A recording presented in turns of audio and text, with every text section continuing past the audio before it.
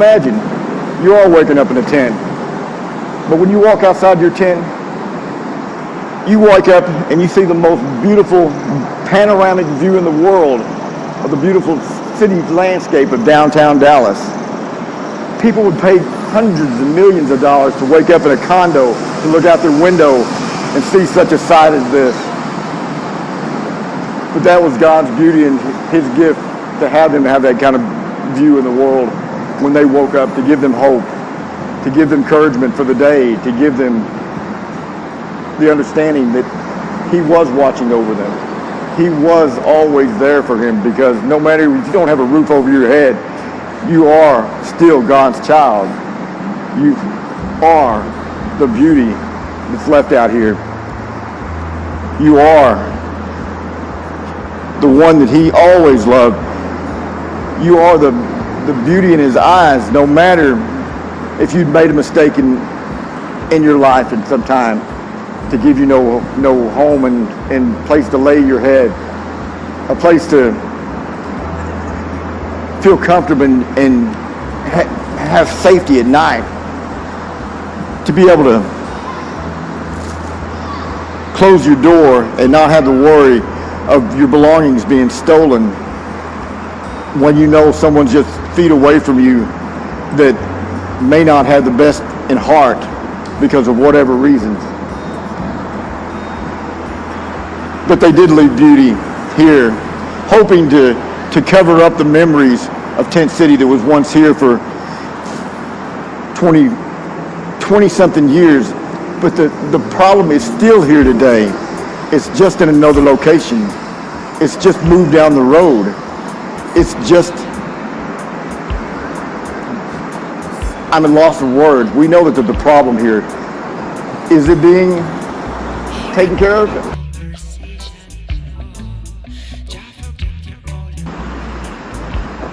January 17th, 2017, the day before Father's Day. There's some father out there laying his head on the ground tonight. But we're thinking of them. And we know help's coming their way. Oh, at least hope we are. Hope there is if the right people see this. We hope there are, because there is hope. But they are in people's minds still. And it's not a forgotten city. They have to be remembered, because they are still out there. They need our help.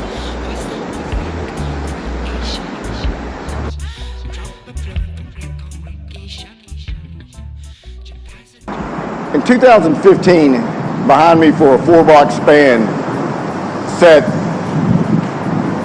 over 300 homeless people here in Dallas, Texas, known as Tent City, one of the largest homeless groupings in our area.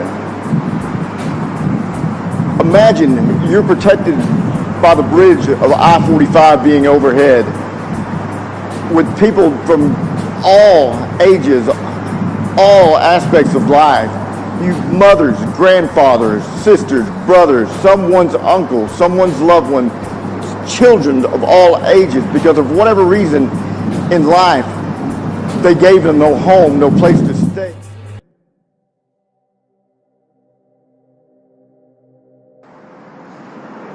In 2015, they closed down Tent City because not far from here there stood a small cross that was erected because of the death of Clifford Morris.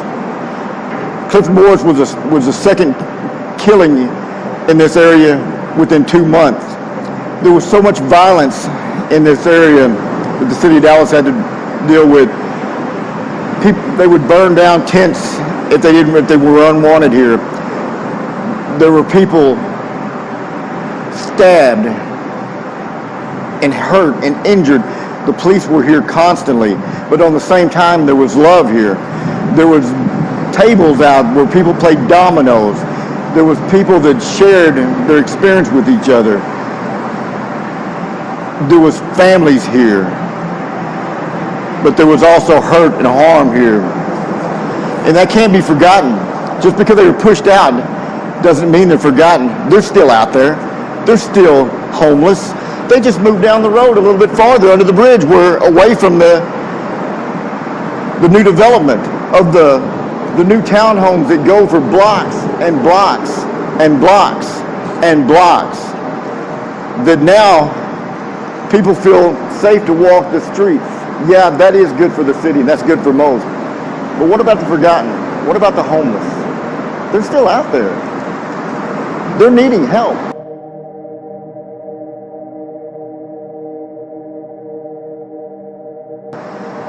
Dave, I know you've had a long day. You look tired. You look worn out, but you look like you're disgusted. We know that that money's out there that should be going in your pocket to be giving you help. I know that you probably had to work hard just to get something in your belly today, to get a drink of water. What do you have to go through in a day in your dealings? Well, the day being Saturday. Saturdays are an okay day because they have a lot of people that come down to help out the homeless. But you gotta go way on, take a pretty good walk to get there. I don't normally stay in areas I don't like to be in. I'm kind of a loner type, you know. I understand. Stay safe because there's a lot of what do you call it? Homeless on homeless crime. Yeah. Oh yeah. You would say. Yeah. And so I try to stay away from all that, but I'd say during the week it's the hardest thing. You have to bounce from one shelter to the next, or one, like say the bridge. You go there for breakfast or lunch. There's another place called Our Calling you can go. The problem is that you have to sit there for a few hours and wait. So it's kind of a trap.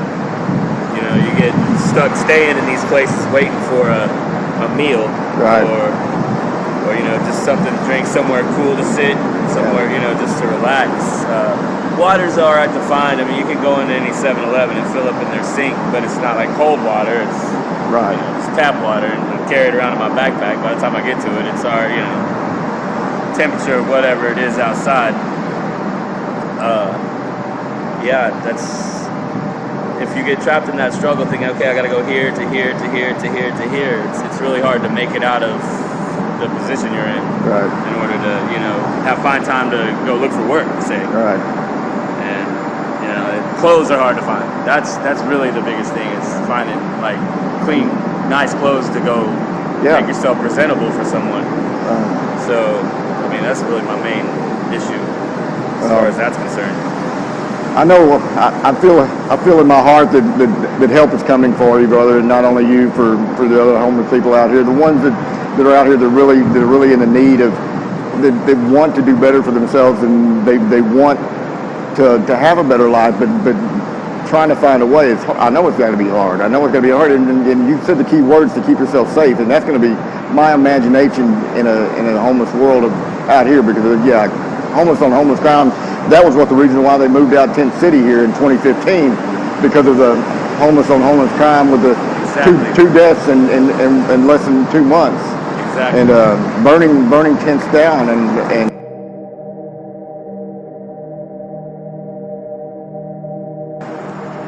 my interpretation of the wall.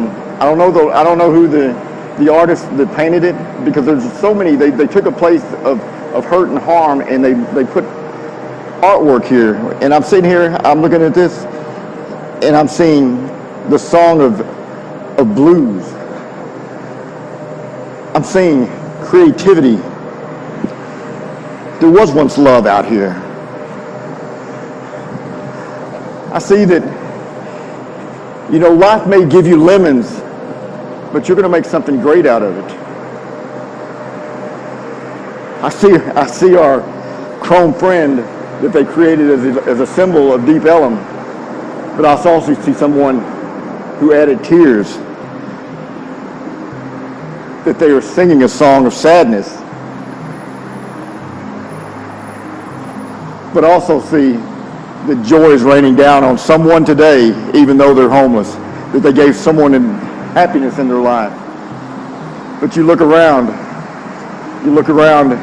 and I think things are turning around. I think this piece right here, which you have to sit here and turn around to see all the interpretations of this walls. I do see goodness.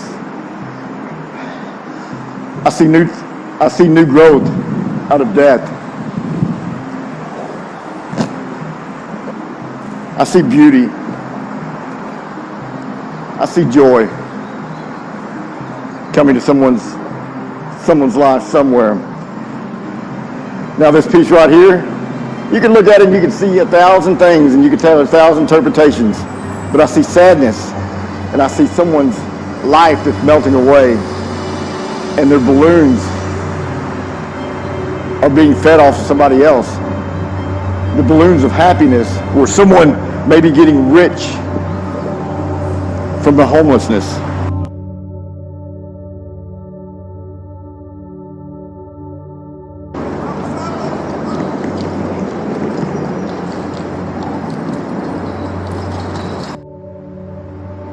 Now welcome to Tent City. Now imagine we're putting yourself in the perspective that you're in a homeless shelter in and amongst over 300 strangers. Now just look around. Even today in 2015 when they were pushed out of this area, you still have people that they didn't get put into homes. They're still on the street, they just got moved. They got moved to a place that the city didn't want them to be seen in and around this new development area that is called a Deep Ellum. Now, imagine you just received your disability check or your Social Security check for the month, and you've already cashed it. You've got a few dollars in your pocket, and you want to close your eyes. But when you do, you don't know if you'll be robbed in the middle of the night, not waking up in the morning, because if you're around 300 strangers that you know that just got out of prison.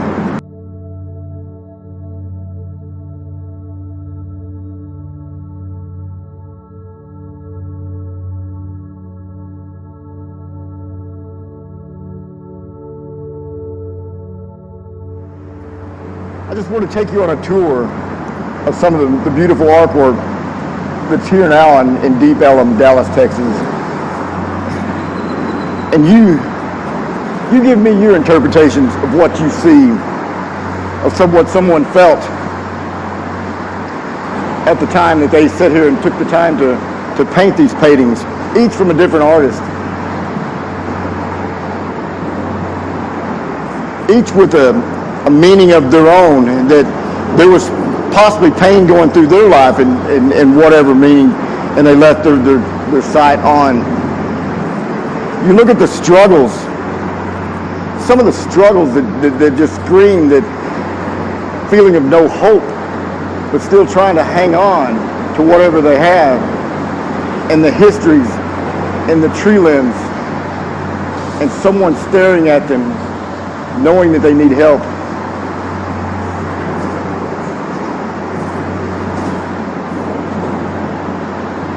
And it just goes on.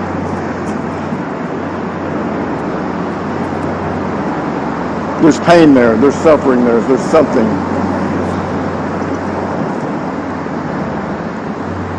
I walk past each one, and I just have to wonder what went through the artist's mind. That's incredibly strong, but to know what it is to be their own. So it's left up to you. Some are simply known, but you see, I see a black cloud, but I also see a butterfly. I see, again, struggles. But you're surrounded with beauty.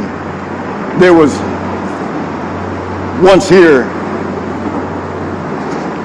but you look across the street, and again on another pillow, there's screams coming for help. Were those screams ever heard? Did help ever come?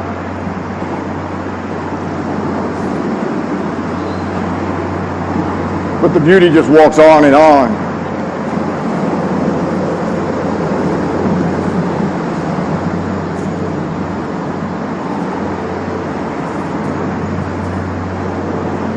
Some are perfectly clear. They're Texas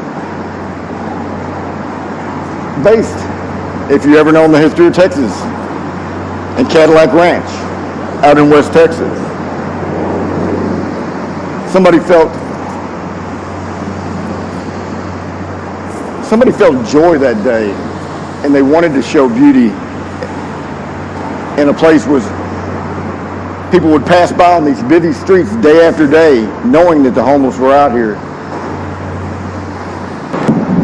Dave, this morning, you're back now from being out in the city all day long in the sun. You look sick and tired. What's making you sick and tired? Just being homeless. I'm chronically homeless. I'm chronically homeless. Wow. That's why I'm sick and tired. I've been homeless for a long time.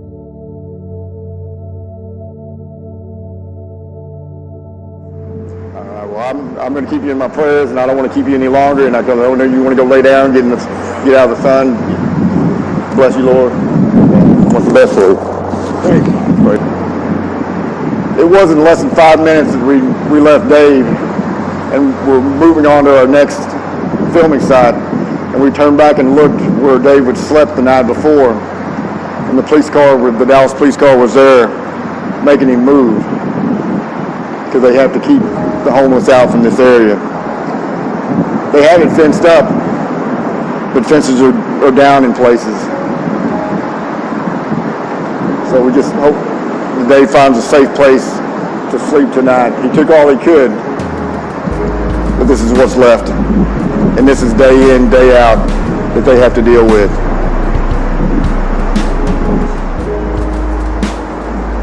We sit there and look and hope and pray that someone did actually have their daily bread today, that they did have a full stomach before they went to bed, that did have a glass of water to fill their thirst, to sustain life for another day. The homeless are in our hearts, in our prayers.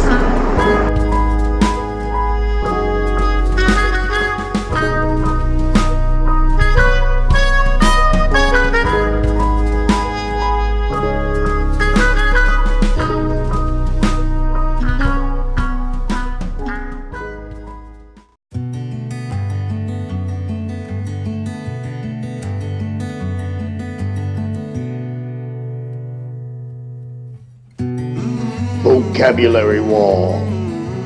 Reveal yourself so that I might address these words I felt. I awakened this morning to a bleeding heart as I decided what choice of colors to wear to express my dark. Black and red ran through my head as I began to imagine the cost to win. I could see all my friends that spent too much time worrying. I began to ask myself why it must be like this. And my soul said, there is pain before blessing.